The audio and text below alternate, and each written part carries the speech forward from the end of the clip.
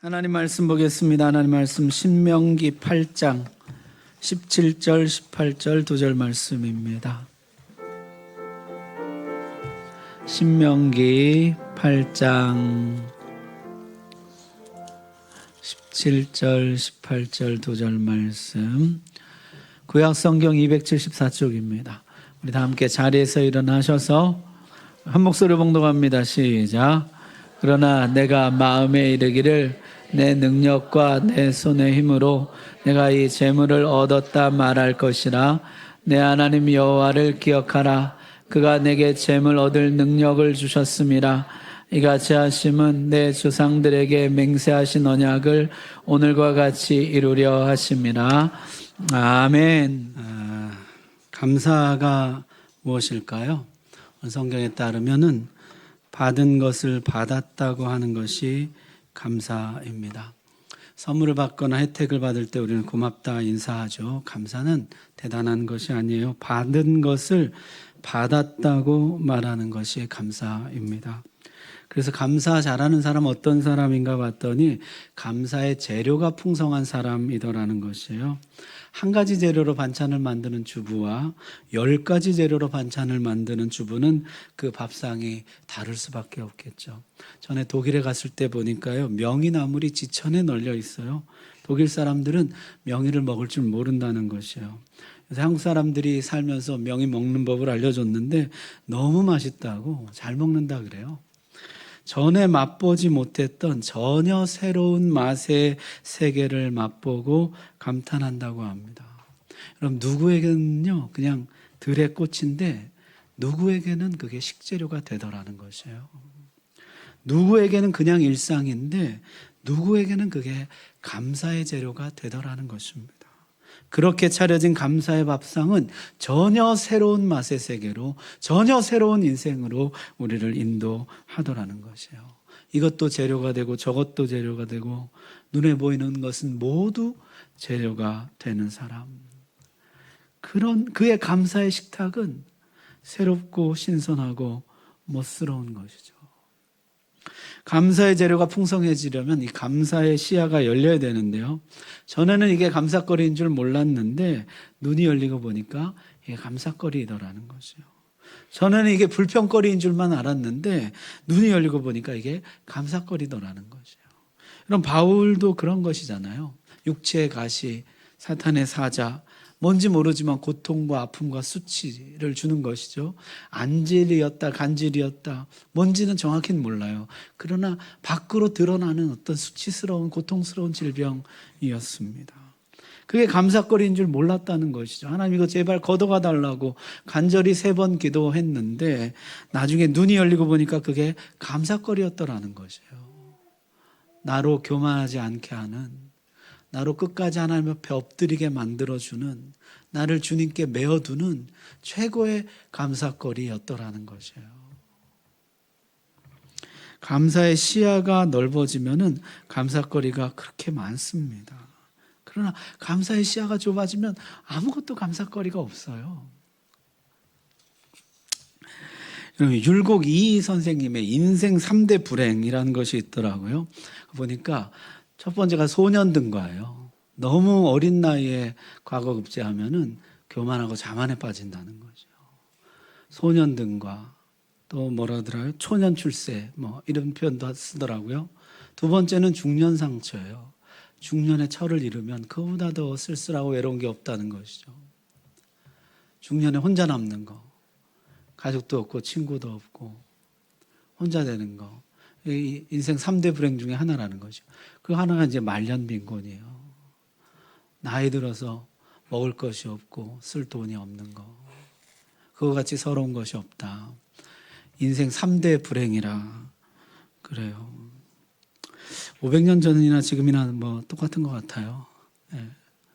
소년등과 초년 출세, 너무 일찍 출세하면은 자만에 빠진다는 것이죠.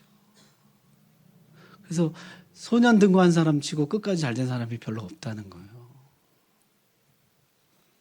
감사하게도 우리 대부분은 이건 잘 넘겼잖아요. 이 불행은 우리가 대체로 잘 피한 것 같아요. 두 번째, 이제 혼자 남지 않는 거. 주변에 좋은 가족들이 있고 친구들이 있고 함께 신앙생활하는 성도들이 있는 거 중요하고, 말년에 그래도 밥 굶지 않고 겨울날 따뜻한 집이 있는 거, 그 인생의 3대 불행 중 하나라는 것이죠. 여러분, 인생의 감사라는 것이 뭐 이렇게 유별난 것이 아니라는 것이에요. 그저 평범하게 사랑하는 사람들과 어울려 살아가는 거, 그게 행복이라는 거예요. 거기서 비켜나가는 거, 그게 불행이더라는 거죠. 여러분, 다윗의 감사 한번 들어볼까요? 시편 57편에 이렇게 감사합니다. 주여, 내가 만민 중에서 주께 감사하며 문나라 중에서 주를 찬송하리이다. 내가 주님께 감사하고 주님을 찬양합니다. 여러분, 이 노래는 언제 부른 노래일까요? 승전하고 돌아올 때? 왕이 올랐을 때? 아니에요. 여러분, 이 표제에는 이렇게 되어 있습니다. 다윗이 사울을 피하여 굴에 있던 때. 여러분, 이게 굴에서 드린 감사예요. 동굴에 숨어 있으면서 주님께 드린 감사예요. 저쪽은 군대이고 나는 개인인데 하나님 나를 안 넘겨주시는 거 감사합니다. 내가 잡혀도 벌써 잡힐 텐데 하나님 나를 지키시는 거 감사합니다. 찬송합니다. 이게 다윗의 감사라는 것이에요. 여러분, 시편 34편도 한번 보시면 이래요. 내가 여호와를 항상 송축하며 내 입술로 항상 주를 찬양하리이다. 항상 찬양하고 항상 감사합니다. 여러분, 이건 또 언제 지은 시겠어요? 34편 이렇게 되어 있어요. 아비멜렉 앞에서 미친 채 하다가 쫓겨나서 지은 시라는 거죠. 여러분, 다윗이 아비멜렉에 갔는데 정체가 그만 탄로나고 말았죠. 골리앗을 죽인 그 다윗이다. 그래서 살아남기 위해서 미친 척을 했어요. 침을 흘리고 어기적거리고 광인 흉내를 냈다고요. 그리고 겨우 살아나왔어요. 그러면요, 우리 같으면 어떤 기도를 드리겠어요? 하나님, 너무 야속합니다. 하나님, 나한테 어떻게 이렇게. 저는 자존심이 다 무너질 것 같아요. 누구 앞에서 살기 위해서 미친 척하고 나왔다 그러면은 자존심 바닥을 칠 것 같아요. 내가 항상 주를 찬송하며 항상 주님께 감사합니다. 그 위험에서 나를 건져내 주시고 무사히 나오게 하시고 내 앞길을 또다시 펼쳐주시는 거 감사합니다. 시편 136편 한번 보세요. 이거 너무 길어가지고 PPT를 안 했어요. 여러분 한번 직접 찾아보세요. 136편은 감사시예요. 구약성경 901편입니다. 901조. 시편 136편 한번 보십시오. 이 감사시 한번 보세요. 여호와께 감사하라. 그는 선하시며 그 인자하심이 영원함이로다. 하나님께 감사하자. 이렇게 시작하고 2절부터 이래요. 신들 중에 뛰어나신 하나님께 감사하라. 주들 중에 뛰어난 주께 감사하라. 하나님이 모든 신들 중에 가장 뛰어나신 것 내가 감사합니다. 홀로 큰 기이한 일을 행하시는 이에게 감사하라. 하나님이 기이한 일, 능한 일을 행하시는 것 감사합니다. 지혜로 하늘을 지으신 이에게 감사하라. 땅을 물 위에 펴신 이에게 감사하라. 큰 빛들을 지으신 이에게 감사하라. 해로 낮을 주관하게 하신 이에게 감사하라. 달과 별들로 밤을 주관하게 하신 이에게 감사하라. 애굽의 장자를 치신 이에게 감사하라. 이스라엘을 그들 중에서 인도하여 내신 이에게 감사하라. 강한 손과 펴신 팔로 인도하여 내신 이에게 감사하라. 홍해를 가르신 이에게 감사하라. 이스라엘을 그 가운데로 통과하게 하신 이에게 감사하라. 바로와 그의 군대를 홍해에 엎드러뜨리신 이에게 감사하라. 그의 백성을 인도하여 광야를 통과하게 하신 이에게 감사하라. 큰 왕들을 치신 이에게 감사하라. 유명한 왕들을 죽이신 이에게 감사하라. 아모리인의 왕 시온을 죽이신 이에게 감사하라. 바산 왕 옥을 죽이신 이에게 감사하라. 그들의 땅을 기업으로 주신 이에게 감사하라. 곧 그 종 이스라엘에게 기업으로 주신 이에게 감사하라. 우리를 비천한 가운데서도 기억해 주시는 이에게 감사하라. 우리를 우리의 대적에게서 건지신 이에게 감사하라. 모든 육체에게 먹을 것을 주신 이에게 감사하라. 하늘의 하나님께 감사하라. 여러분, 이 감사 내용을 보세요. 모든 것이 감사해요. 창조하신 것 감사하고, 구원하신 것 감사하고, 거기서 건져내신 것 감사하시고, 인도한 것 감사하고, 원수를 물리쳐 주신 것 감사하고, 나에게 큰일 기이한 일들을 행하신 것 감사하고, 내 모든 삶이 하나님 감사입니다. 여러분, 우리가 눈을 들고 보면요, 모든 게 감사거리예요. 그러나 눈이 열리지 않으면요, 모든 게 불평거리예요. 여러분, 오늘 말씀 한번 보십시오. 약속의 땅에 들어갔습니다. 애굽 땅 종되었던 집에서 나와서 그 광대하고 위험한 광야를 지나서 불뱀과 전갈이 있고 물이 없는 그 땅을 지나서 반석에서 물을 마시며 하늘에서 만나를 먹으며 마침내 약속의 땅에 들어왔습니다. 들어왔는데 그 땅에 들어와서 내가 하는 말이, 야, 난 정말 대단하구나. 그 모든 역경을 이기고 여기까지 왔구나. 야, 난 정말 잘 살았구나. 그 모든 어려움을 이기고 내가 여기까지 왔구나. 그렇게 하더라는 것이에요.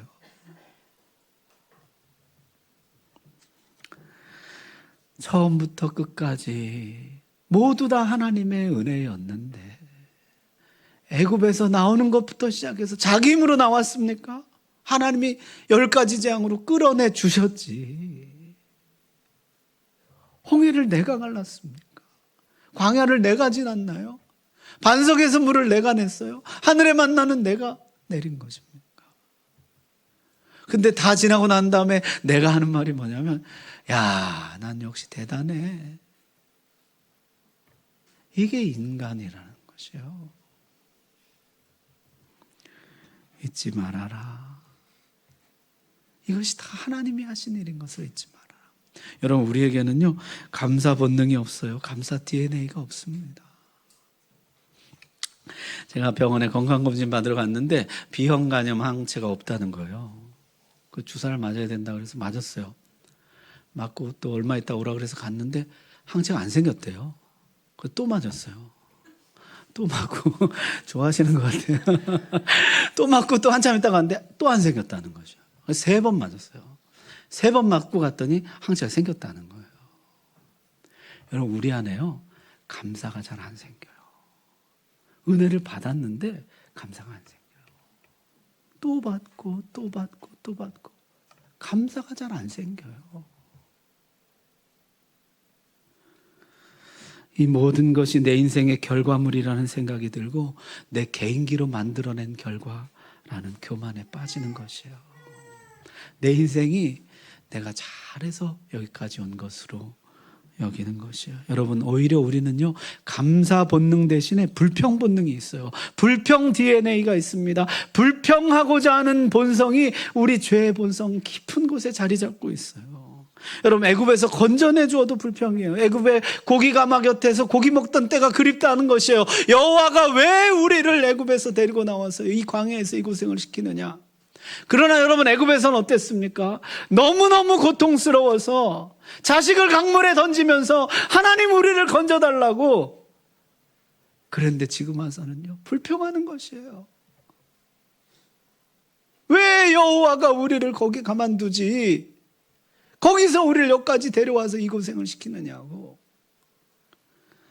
길이 조금 험해도 불평, 돌아가도 불평. 여러분, 그래서 불뱀 나와서 물리고 그 난리가 난 것이잖아요. 양식 달라고 불평, 물 달라고 불평, 고기 달라고 불평, 강한 적이 나타나도 불평. 모든 일에 불평할 수 있는 불평 본능을 가지고 있다는 것이에요. 여러분, 우리는 어떤 일에도 불평할 수 있는 능력을 가지고 있어요. 그런 본성을 가지고 있어요. 이게 은혜로 제어되지 않으면 모든 일에 불평이 나옵니다. 그럼 포도원 품꾼 이야기 아시잖아요. 포도원 품꾼이 장터에 갔는데 놀고 섰는 사람들이 있다는 것이, 아무도 써주지 않는 일꾼들. 전에 우리 전에 성전에 있을 때요, 새벽 예배 때 그 남구로역 한번 지나가 보셨어요? 거기 인부들이 새벽 4시 5시 가득 있어요. 봉고차가 와서 이제 막 탁탁 실어 가는데요, 6시 때까지 실어 간 사람이 없으면 그날은 공치는 거예요. 이 주인이 아침 9시 왔는데 그때 아무도 써주는 사람이 없었다는 거죠. 그래서 주인이 포도원에 들어가라. 12시에 와요. 12시에 또, 낮에 2시에 또 들어가라. 저녁에 오후 5시에 아직도 놀고 있는 사람이, 너도 들어가라. 그렇게 해서 포도원 안에 들어왔는데 이 안에 들어와서 불평을 하더라는 거죠. 나는 쟤보다 일찍 왔는데 왜 똑같이 대우하냐고. 나는 하루 종일 땀 흘려 수고했는데 와서 1시간이라고 왜 나를 똑같이 대하냐고 그 안에 들어와서까지 불평하더라는 것이에요.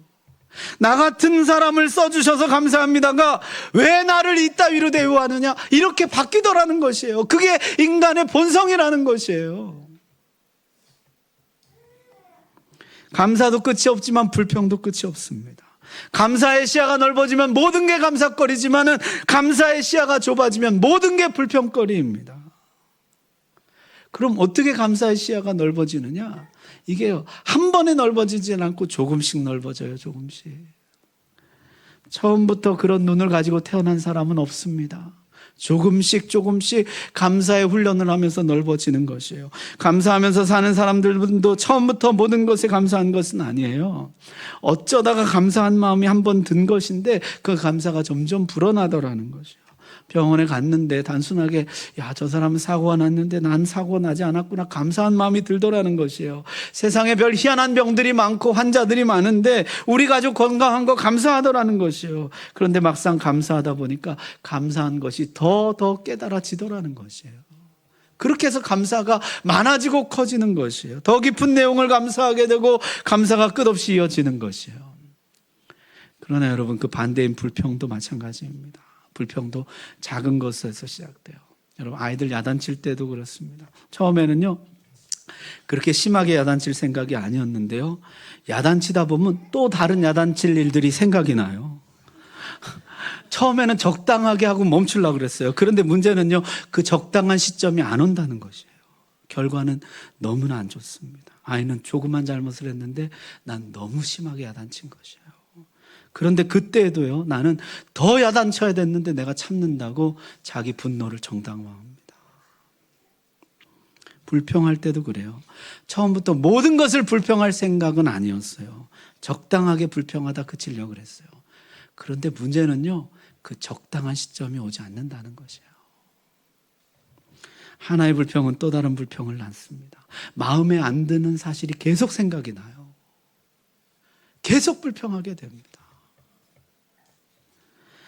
불평이 점점 더 커져요. 다른 사람들 마음 아프게 해놓고도 내가 더 해야 되는데 참는다. 스스로 자기 불평을 정당화합니다. 여러분 이런 경험을 통해서 우리가 배우는 교훈은요. 어느 물에 발을 담그느냐가 중요하다는 것이에요. 여러분 감사로 시작하면 더 큰 감사를 낳습니다. 불평으로 시작하면 더 큰 불평을 낳습니다. 여러분 이번 11월 달에 하나님 내가 감사하는 사람으로 변하기를 원합니다.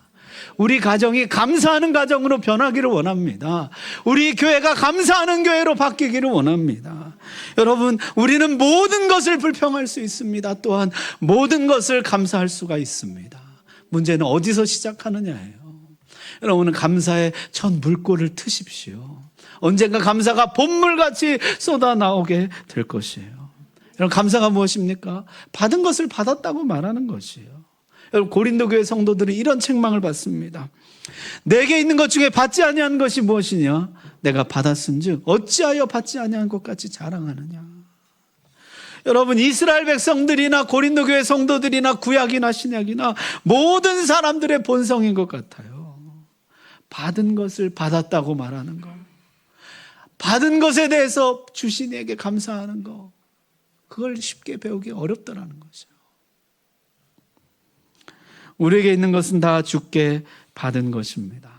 여러분 받은 것을 받았다고 말하는 것은 지극히 당연한 것입니다. 여러분 그런데요 그 당연한 것에 하나님이 놀라운 힘을 감추어 놓으셨습니다. 감사는 단지 예절의 문제가 아닙니다. 감사에는 힘이 있습니다. 나를 기쁘게 하는 힘이 있습니다. 우리를 행복하게 하는 힘이 있습니다. 주님을 영화롭게 하는 힘이 있습니다. 감사하기 시작하면 가정이 행복해져요. 인생이 행복해집니다. 신앙생활이 행복해지는 거죠. 감사, 여러분 11월 달에 한번 도전해 보십시오.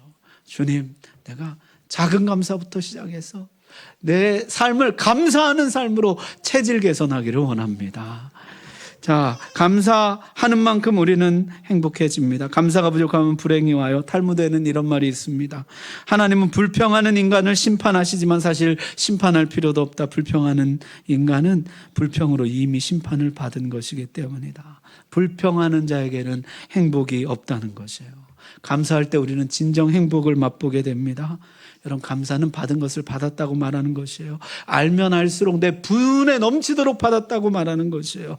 과분함의 인식, 이것이 나를 진정한 행복으로 이끌어 주는 것입니다. 내가 한 것은 10인데 하나님 나에게 100을 주셨습니다. 내가 한 것은 10인데 당신 나에게 20을 돌려주었습니다. 그게 과분함에 대한 인식이에요. 그게 감사라는 것이에요. 여러분, 좋은 것을 받았다고 행복하지 않습니다. 받은 것이 기쁨으로 이어지려면은 과분함의 인식이 필요해요. 내 남편, 내 아내, 내 부모님, 내 아이들, 내 직장, 내 친구들, 나에게 과분하다는 것을 인식할 때 행복이 비로소 찾아온다는 것이에요. 내가 손해봤다 생각하면 행복은 사라집니다. 하나님 나에게 과분한 부모님을 주셨습니다. 과분한 배우자를 주셨습니다. 과분한 아이들을 주셨습니다. 과분한 친구들을 주셨습니다. 그때 감사가 진짜 행복이 찾아온다는 것입니다. 월급도 그래요. 여러분, 내가 내 힘으로 벌었다 생각하면 기쁨은 반감됩니다. 게다가 내가 더 많이 받을 수 있었는데 적게 받았다는 생각이 들어오면서 억울함이 생겨요. 이런 사람은 아무리 많이 받아도 기쁘지가 않아요. 왜냐하면 자기 생각에는 자기는 더 많이 받아야 되기 때문이에요. 나는 이 정도는 받아야 되는데 이걸 주다니 사람 무시하네, 이렇게 생각하는 거죠. 반면에 어떤 사람은요, 돈을 적게 받고도 기뻐합니다. 나는 돈을 내고 배워야 되는 사람인데 돈을 받고 하니 오히려 과분합니다. 여러분, 행복에 있어서 중요한 것은요, 과분함의 인식이에요.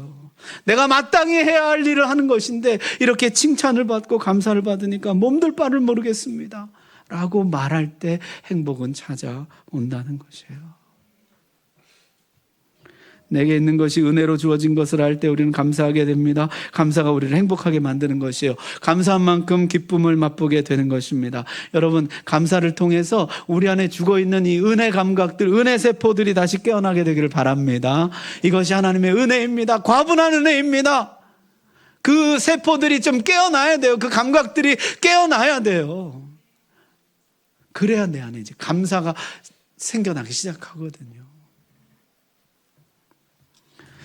요새 제가 아침에 아내랑 커피를 한 잔씩 내려서 마시는데 너무너무 행복하고 좋아요. 아이들이 달려와서 안기는데요, 행복해요. 교회 오면 성도님들이 반갑게 맞아주시는데 행복합니다. 여러분, 행복은 일상의 감사에 있어요. 1년에 한두 번 까무라치는 기쁨, 충격적인 사건, 그런 거 너무 추구하지 마십시오. 하나님은 진짜 행복은 일상에 담아 놓으셨습니다. 여러분, 감사는 그 행복을 캐는 도구요, 그 행복의 문을 여는 열쇠인 것이에요. 일본의 유명한 신학자 중에 우찌무라 간조 선생님이라는 분이 있어요. 이분이 인간에게 저주가 있다면 그것은 질병도 실패도 배신당하는 것도 아니다. 만일 저주가 있다면 3가지다 그랬습니다. 하나는 아무리 믿으려 해도 하나님이 믿어지지 않는 것이고, 두 번째는 아무리 성경을 읽어도 하나님의 말씀이 들리지 않는 것이고, 세 번째는 아무리 감사하려고 해도 감사가 안 되는 것이라 그랬어요. 생각하면 원망과 불평뿐입니다. 생각할 때마다 분하고 억울합니다. 이런 사람이 가장 불행한 인생이라는 것이에요.